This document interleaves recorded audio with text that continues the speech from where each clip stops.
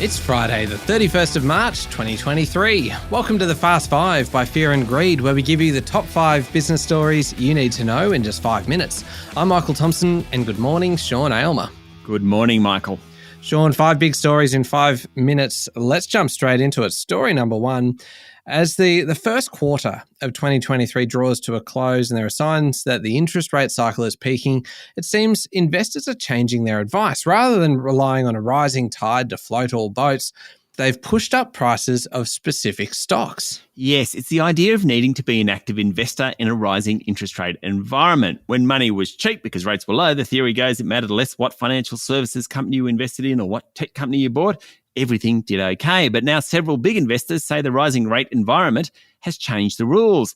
Looking at the fundamentals of a company, its management, how it's adapting in the market, that's critical. Yeah, sure is. And of course, we're not an investing podcast, so it's important to get some professional advice before making decisions. A good example of what you're talking about, Sean, is Telstra, which hit $4.24 during the course of yesterday. That's its highest point since 2017. Yes, investors like the fact that the rollout and integration of the NBN is now complete. That means everyone knows the playing field, and Telstra, with its massive reach and booming mobile business, isn't struggling against structural headwinds. Qantas is another one in this basket.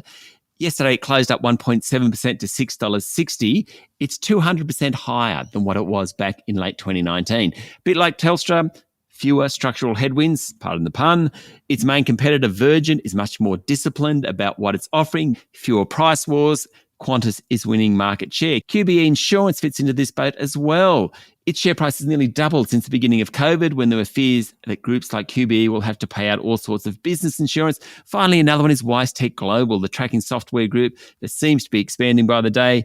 Many tech companies haven't done so well. WiseTech is different. Big investors like management, Richard White, he's been running the place since he founded it back in 1994. Just interesting that investors now are really looking at specific stocks rather than sectors. All right, on to story number 2, Sean. And job vacancies fell 1% for the 3 months to the end of February, suggesting some of the heat is coming out of the labour market. A fall in vacancies in retail trade drove the drop, and it's the third consecutive quarter of lower vacancies. Now, having said that, the market still remains pretty strong, with 493,000 vacancies at the end of last month.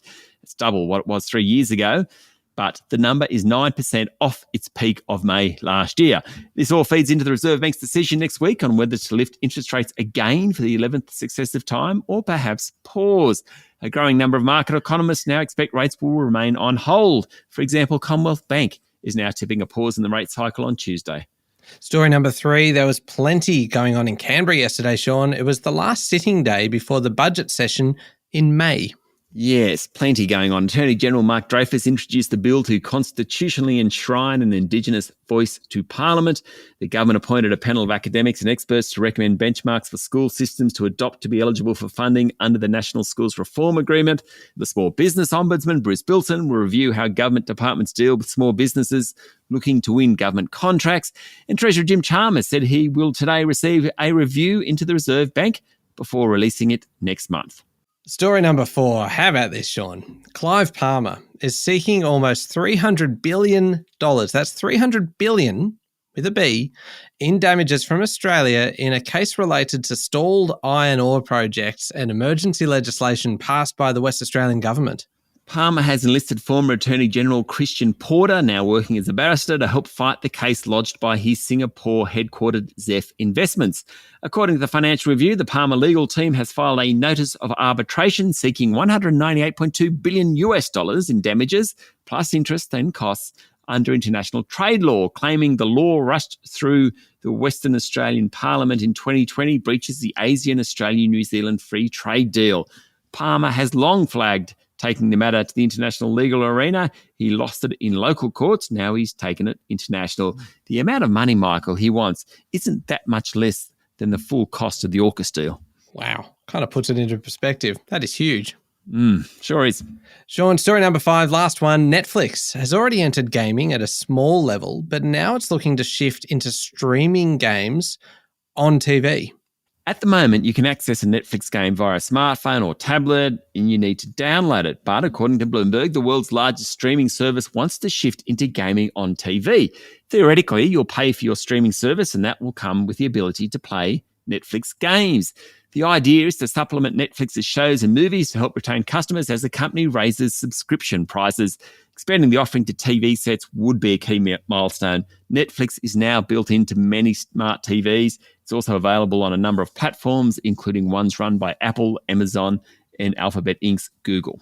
All right, there we go. The top 5 business stories in 5 minutes. Thank you, Sean.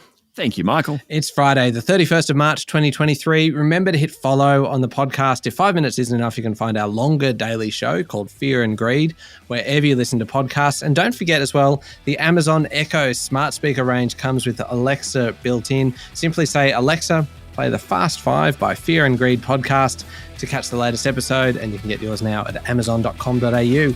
I'm Michael Thompson, and that was the Fast 5 by Fear and Greed. Have a great day.